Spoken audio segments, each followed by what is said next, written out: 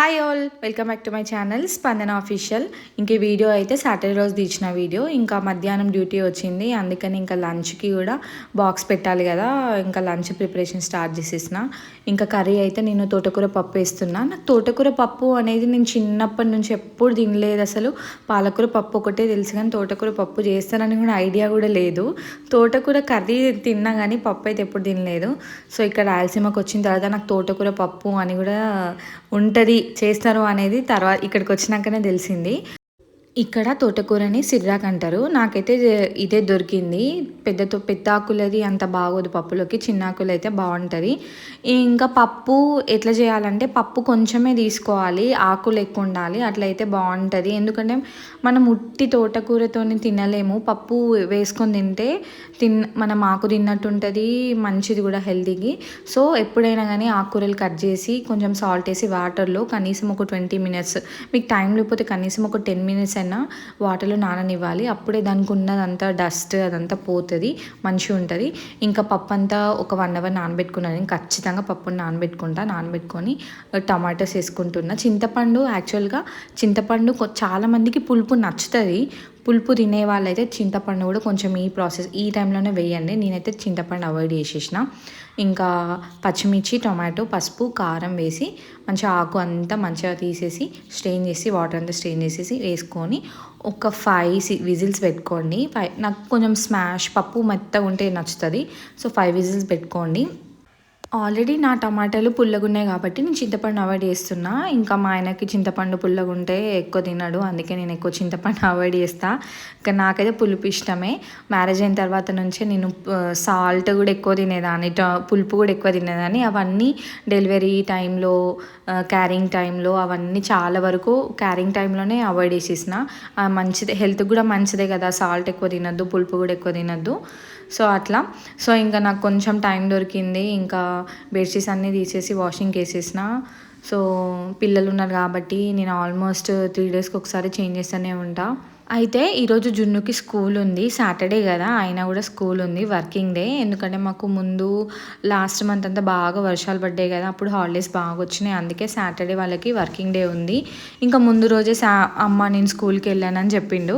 సరేలే చూద్దాం మార్నింగ్ అని అన్నా. మార్నింగ్ లేపితే అస్సలు లేవకపోతే ఇక సరేలే సాటర్డేనే కదా, వాళ్ళకి పీటీనే ఉంటుంది, సబ్జెక్ట్స్ ఏం చెప్పారు. ముందు ఫ్రైడే రోజే హోంవర్క్స్ అన్నీ ఇస్తారనమాట వాళ్ళకి. సాటర్డే బుక్స్ ఏం తీసుకెళ్ళాడు, only bag, snacks, water bottle, colouring book ఒకటి తీసుకెళ్తాడు. మధ్యాహ్నం అంతా కలరింగ్, పీటీ అట్లా ఉంటుంది.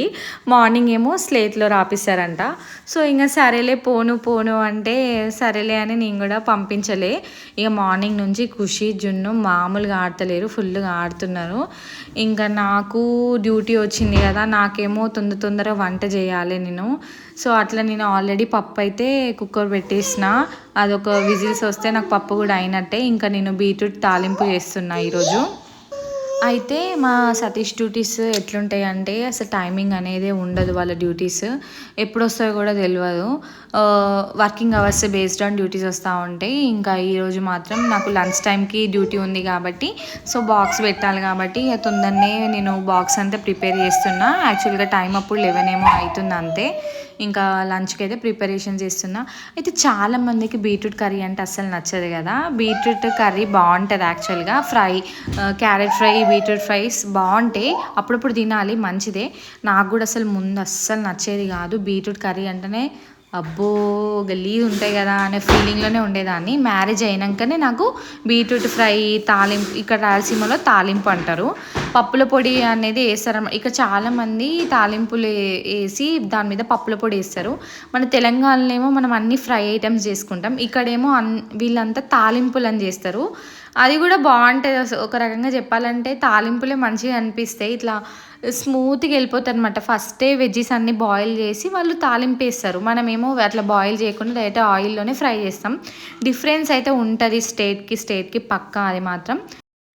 అయితే వీళ్ళ క్యాంటీన్‌లో బీట్రూట్ తాలింపు పెడతారనమాట. అట్లా నాకు ఇంకా సతీష్‌కి అలవాటు కాబట్టి నేను గూడా అప్పుడప్పుడు బీట్రూట్ తాలింపు చేస్తాను. నేనైతే ఎక్కువ బీట్రూట్ హల్వా చేసేదాన్ని.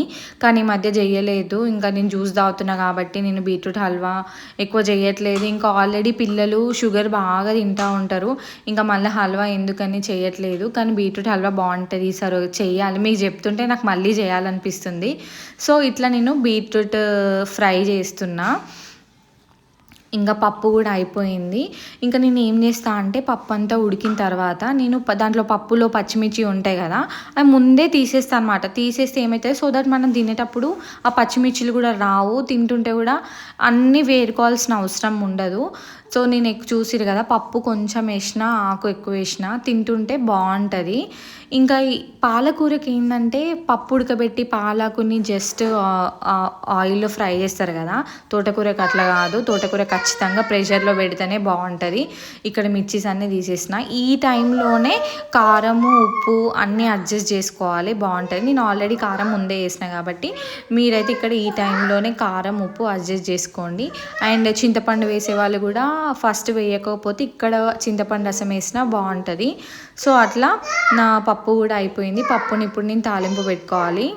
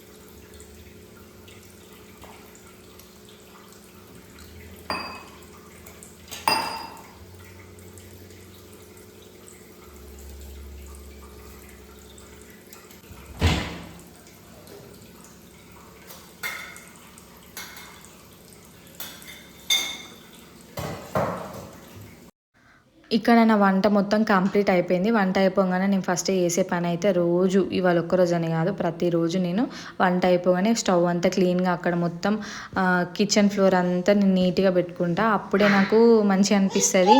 మార్నింగ్ ఒక్కటే కాదు, నైట్ కూడా క్లీన్ పెట్టుకుంటా. ఎప్పుడైతే మన ఇంట్లో హౌస్ వైఫ్స్కి స్టవ్ అండ్ కిచెన్ నీట్గా ఉంటేనే మనకి మంచిగా వంట చేయబుద్ధి అవుతుంది. నాకైతే మెయిన్గా అంతే, కొంచెం నీట్గా లేకపోయినా చిరాకులు వేస్తుంది. అంతా ఎప్పుడెప్పుడు క్లీన్ చేయాలి అనే దాంట్లోనే ఉంటా. అసలు నైట్ అంతా క్లీన్ చేస్తేనే బెటర్. మనకి మార్నింగ్ ఏ పని ఉండదు, హ్యాపీగా మళ్ళీ మార్నింగ్ బ్రేక్ఫాస్ట్కి ప్రిపరేషన్ చేసుకోవచ్చు. సో అట్లా నేనైతే డైలీ నేను క్లీన్ చేసుకుంటా. నాకు కొంచెం ఓసిడియో ఏంటో నాకు కూడా తెలియదు, కానీ క్లీన్ లేకపోతే మనసులో పట్టదు నాకు. సో అట్లా మంచిగా క్లీన్ చేసి అయితే పెట్టుకున్నా. దాని తర్వాత ఇంకా బాక్స్ కూడా పెట్టేయాలి, టైం అవుతుంది.